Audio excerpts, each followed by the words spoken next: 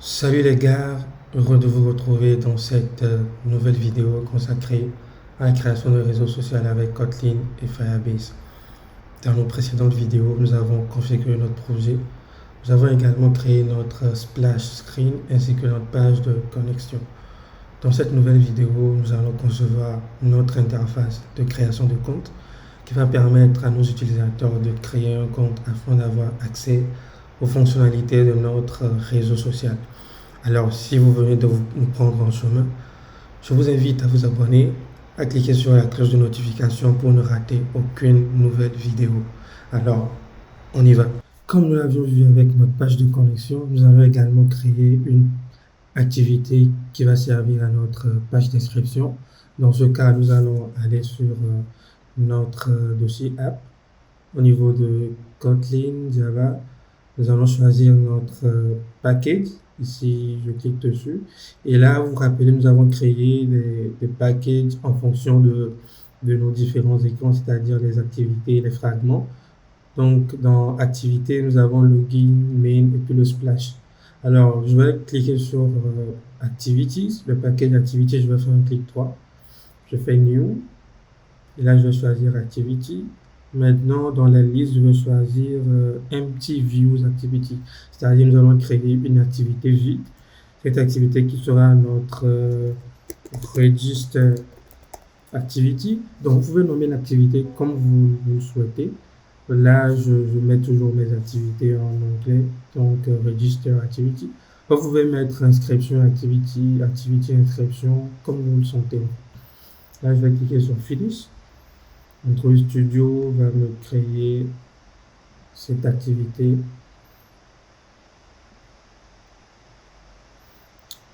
Alors, j'ai mon register activity.kt et là, j'ai mon activity register.xml. Donc, c'est là que nous allons designer notre activité de création de compte.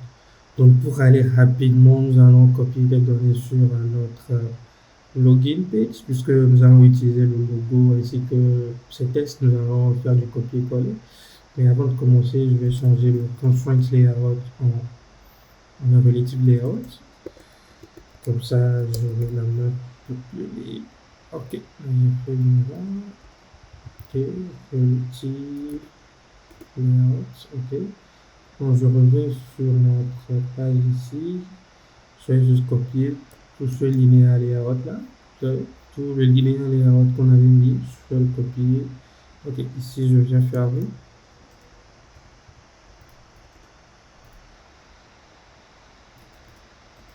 Ok, là je veux juste coller mon. Ok, il y a une collab de trop. Ok, donc nous allons juste changer les textes. Je vais mettre ici inscrivez-vous.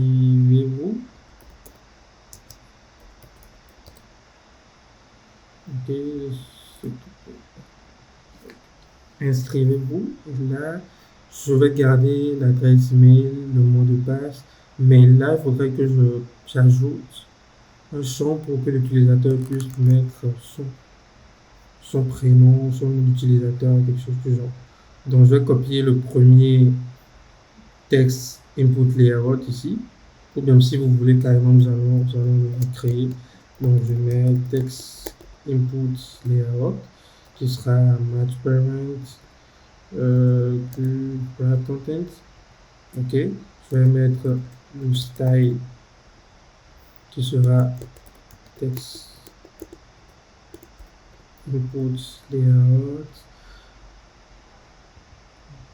matériel. Je pense que nous avons pris le matériel truc. Ok, outline box, je vais juste le copier.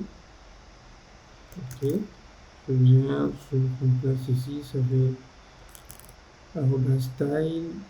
Ok, là je vais ajouter mes bordures, donc je vais rapidement copier ceci pour avoir mes bordures. Là je vais ajouter une marge de 20 dp. Ok, je vais le fermer. Je vais le fermer plutôt comme ça. Et à l'intérieur, je vais ajouter mon text inputs edit text qui sera match parent. Ok, je vais le faire bien entendant. Je vais indenter le code. Ok, non, c'est pas bien indenté. Ok, donc à l'intérieur maintenant je vais ajouter le hint. Ok, hint. Mon clavier me fait des tout. Je vais mettre nom d'utilisateur. Ok, je mets mes points de suspension. Voilà. Au lieu de mettre la marge partout, vous voyez qu'il y a trop de marge ici. Je pense que je vais juste mettre la marge par rapport au top et puis left and right. Donc là, au lieu de mettre le margin ici, je vais enlever tout le margin. Je vais mettre margin start, je vais le mettre à 20 dp. Margin end, je vais le mettre à 20 dp également. Et puis margin top, je vais le mettre à 20 dp, pardon. Ok, donc là j'ai une marge un peu plus correcte. Là je vais mettre le font family, on avait mis Kilroy medium. Font family, Kilroy medium. Ok, parce que nous devons respecter notre police d'écriture que nous avons choisi pour les autres. Donc là, je pense que c'est une activité. Je vais changer le bouton. Je vais mettre donc je vais mettre s'inscrire. Je vais mettre s'inscrire. S'inscrire. Et là, je vais dire vous avez déjà un compte. Vous avez déjà un compte. Et là, je vais mettre connectez-vous.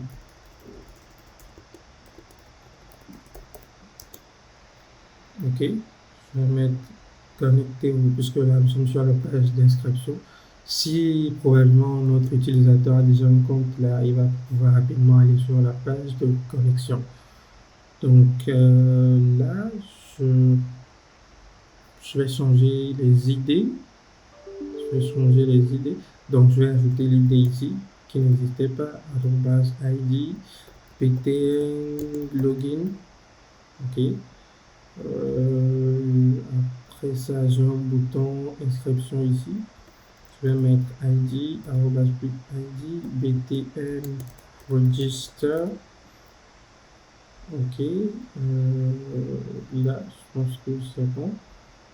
Maintenant, il faudrait que quand je vais cliquer sur ce bouton connectez-vous, qu'on me dirige vers la page de connexion que nous avions créée entre temps. Donc pour le faire, je vais aller sur le register activity.kt, c'est-à-dire qui est au niveau de activity le code Kotlin. Je viens ici, comme nous l'avions vu exactement sur notre main activity. Vous avez vu ici, nous avons déclaré des boutons qui nous permettaient d'aller sur nos différentes activités. Donc nous allons faire la même chose au niveau de notre register activity. Donc je vais déclarer un private button.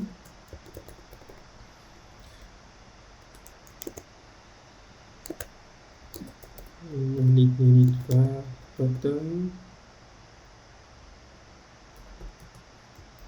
qui sera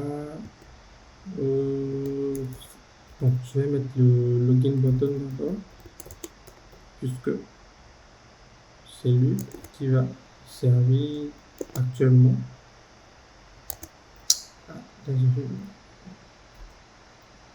C'est plutôt private. Init var login button qui va être un bouton. Ok. Maintenant ici je vais l'instancier.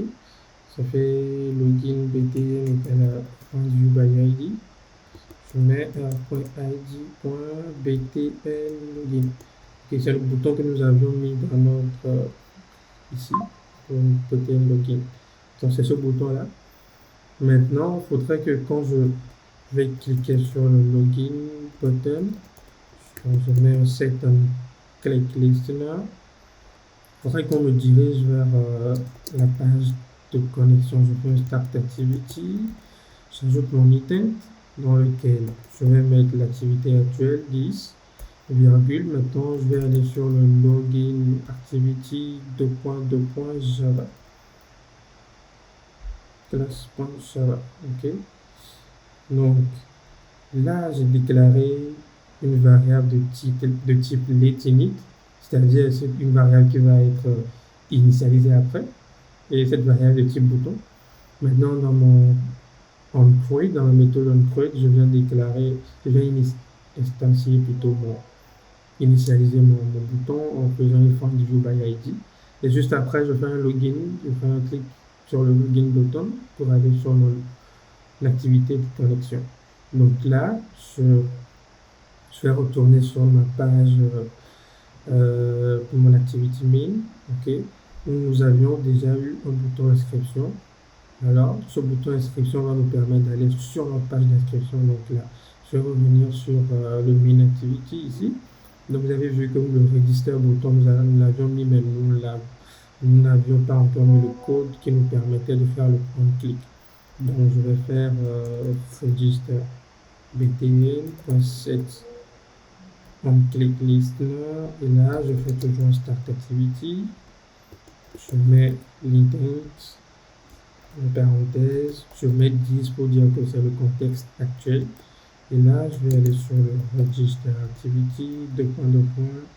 class.java. Donc là je vais builder mon application, je vais le lancer puisque j'ai mon émulateur qui est déjà ouvert ici. Je build l'appli pour voir un peu le résultat.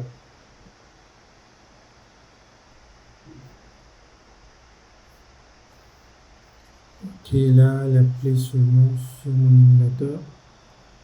Ok, le splash screen. Ok, notre welcome page. Je vais cliquer sur le bouton inscription pour voir ce que ça va donner.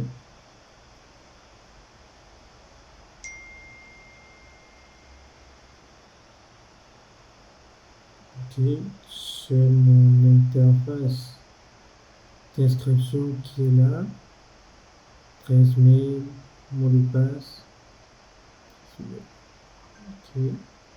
Quand je vais cliquer sur connectez-vous, je vais être redirigé vers la page de connexion. Ok. Je vais cliquer sur inscrivez-vous.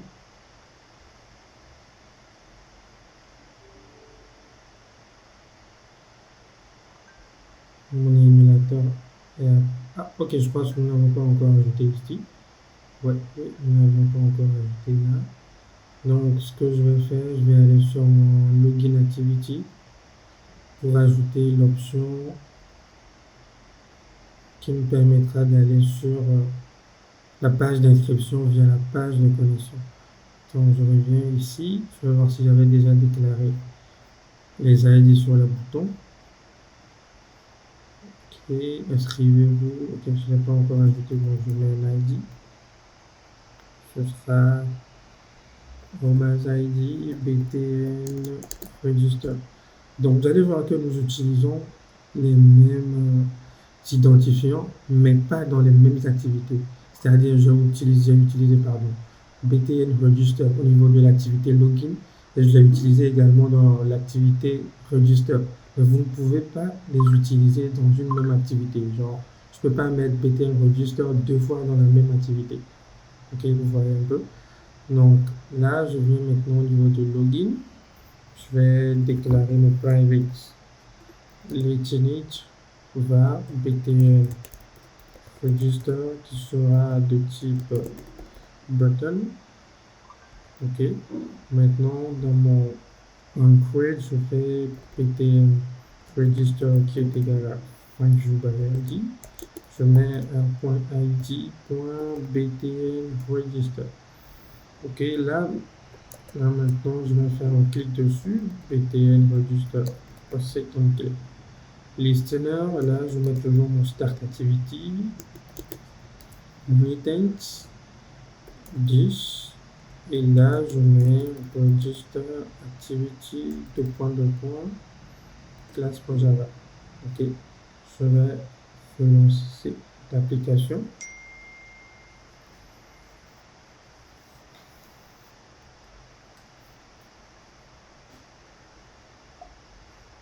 Ok, j'ai le splash screen, une page de welcome page, je clique sur inscription. Ok, ça vient. Si je fais un retour, je clique sur connexion.